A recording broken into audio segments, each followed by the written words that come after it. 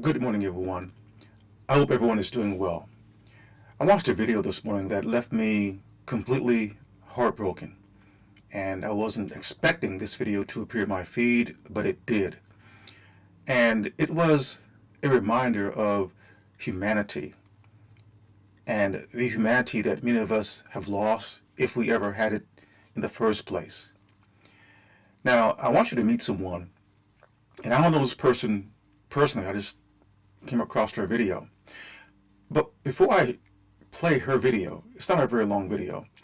I want to read to you something that the Apostle Paul wrote. And what the Apostle Paul wrote was truthful.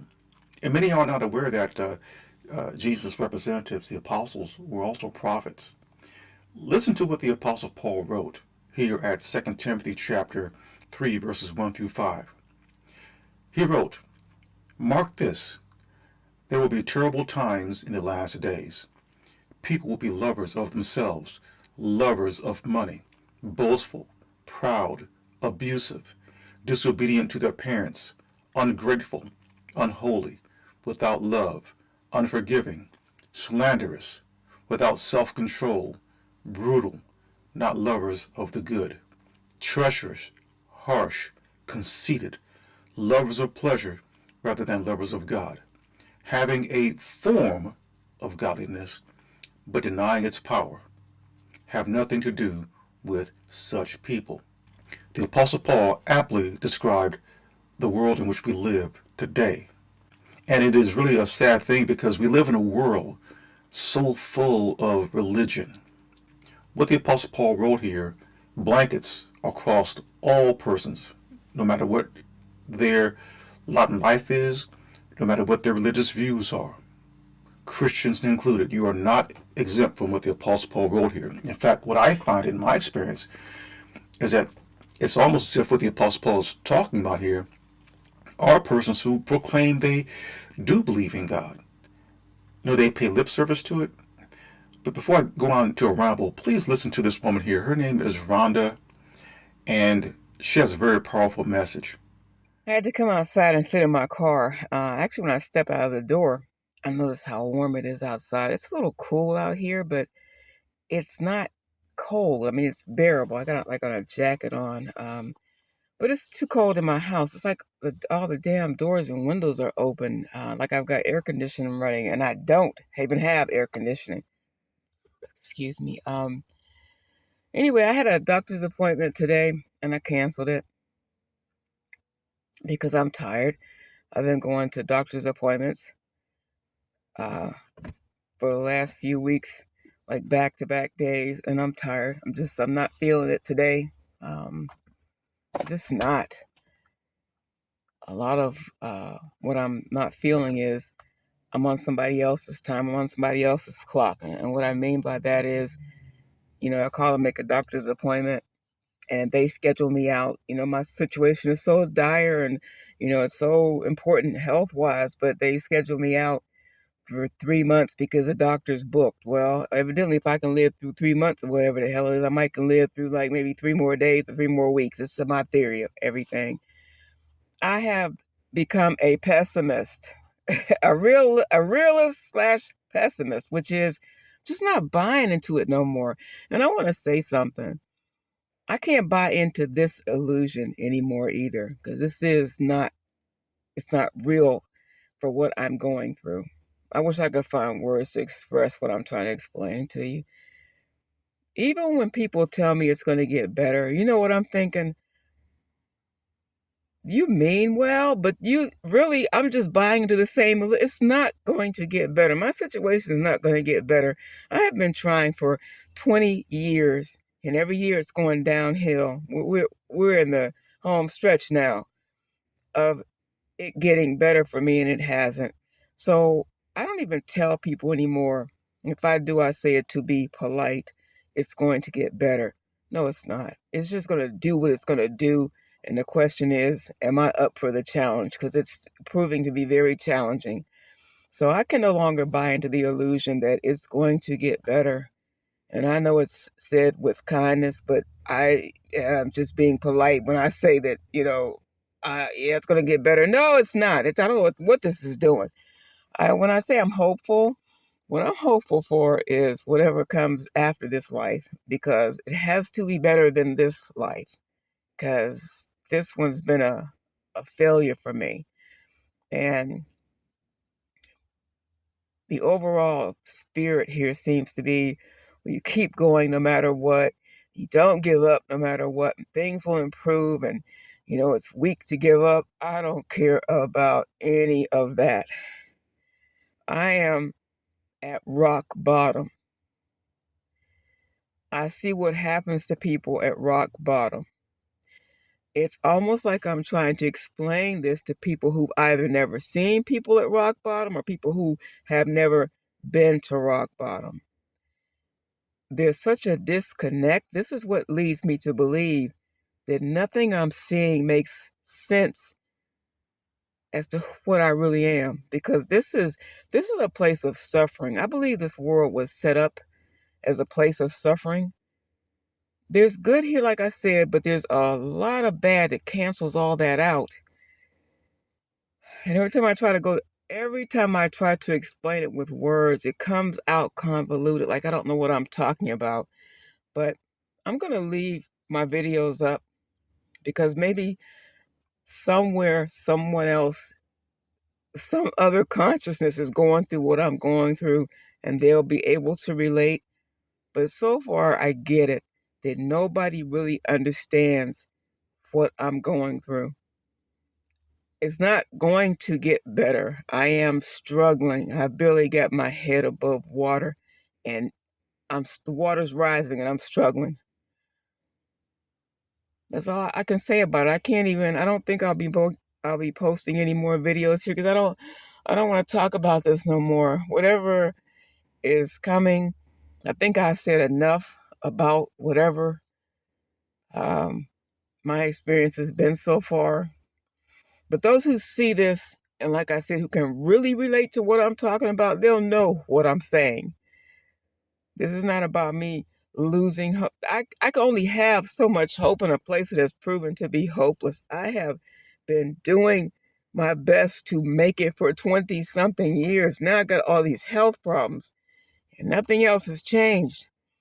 All that's changed is that I'm trying to focus my attention on what happens after I leave here and be at peace with that, because there's nothing here for me.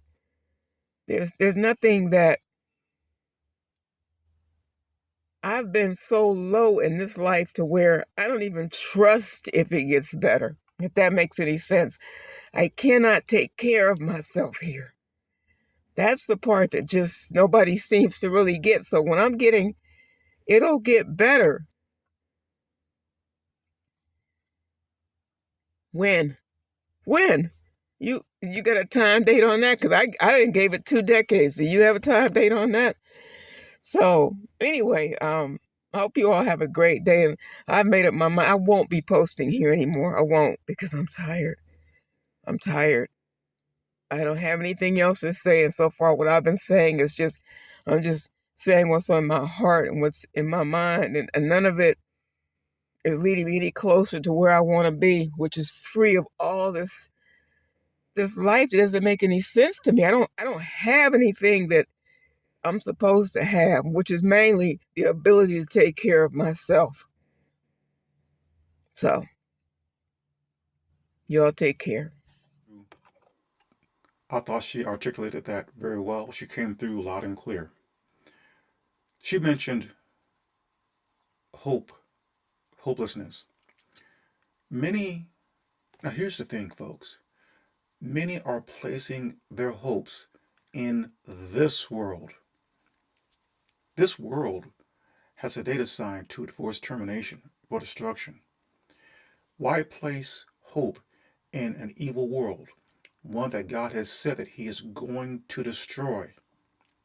Our hope should be in, well, first of all, the resurrection, which will get us into the world that is to come, but not this world. I do not place hope in this world. Yet I see many persons on the YouTube space and outside of the YouTube space, they place hope in the maintenance of this world. electing their favorite candidates. I'm speaking specifically here within the periphery of the United States, and that their favorite candidates or the parties that they belong to will help or ensure that they will have a better life. You see, that's selfish because it's all about them and what those candidates can do for them and not for others. This world is largely a zero sum thing that if persons over here receive, say, $100, that's $100 taken from those persons over here. It's zero sum. So everyone can't win. Everyone will not be happy or satisfied. But I maintain that our hope is not to be in this world, a world that God is going to destroy.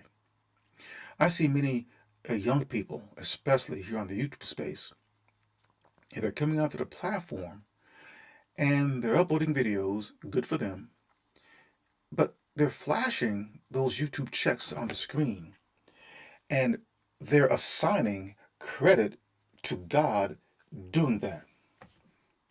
That doesn't make any sense. Why would God bless you and you live here in the United States? You have shelter, you have food to eat, you have a job. You might not like that job, but you have a job. You're making money.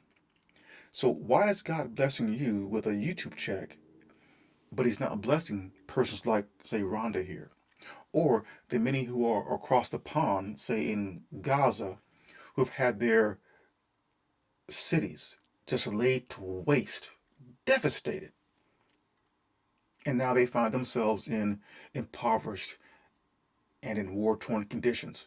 So why isn't God blessing them, but He's blessing you? I think it's narrow-minded to assign to God blessing you. And that just leads me to believe that there are many persons, and especially young people, who have no clue about what it means to worship the one true God and to follow Christ. They have become, just as the Apostle Paul wrote at 2 Timothy chapter 3, verse 16, they're selfish. They're lovers of money more than lovers of God. And the way they get around that is they assign to God the money that they're receiving. Do you not know what you have today can be taken away from you, and you find yourself in the very same condition that this beautiful black woman here, Rhonda, finds herself in right now? Because I perceive, based on what she says here, that she had it all, or she's doing very well up until, say, some 20 years ago. She's an artist, and if you watch any of her other videos, and I encourage that, she's in her 60s, I believe, mid 60s, and her health has declined, and she can't even take care of herself. She, I perceive that she lives in a shelter or a house where there's no heat. She says that she's hungry and cold all the time. But as King Solomon wrote, that unforeseen occurrence and circumstances can befall us all. Anything at any moment can happen to us. I know a person, I don't know if he's still alive, but he was a multimillionaire. And he got in a very bad car accident.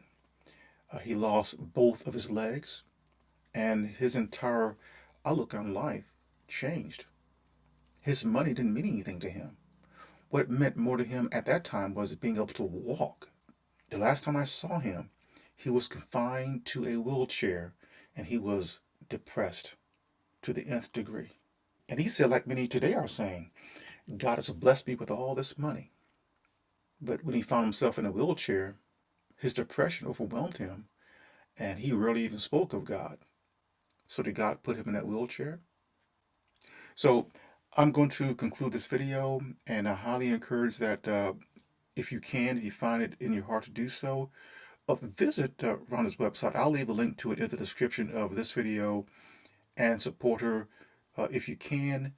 And I sincerely hope that she reconsiders posting videos, because these are the types of videos that we should be watching. Rather than watching all these videos of individuals who uh, are showing all their success or supposed success on YouTube. And that's where their focus lies. You see, these are persons who claim that they believe in God and they follow Christ, and all they talk about is money. Christianity, in general, talks about that. You guys have heard about these wealth ministries. Money. And I'll venture to say that there are Christian churches in the neighborhood in which this woman lives. Where's your humanity? Why aren't you helping her? Jesus would have. And of course, I don't believe that any of us should advertise what we do for others. But if you can, please help this woman. If it's just offering a sincere prayer to the Most High God, please do so.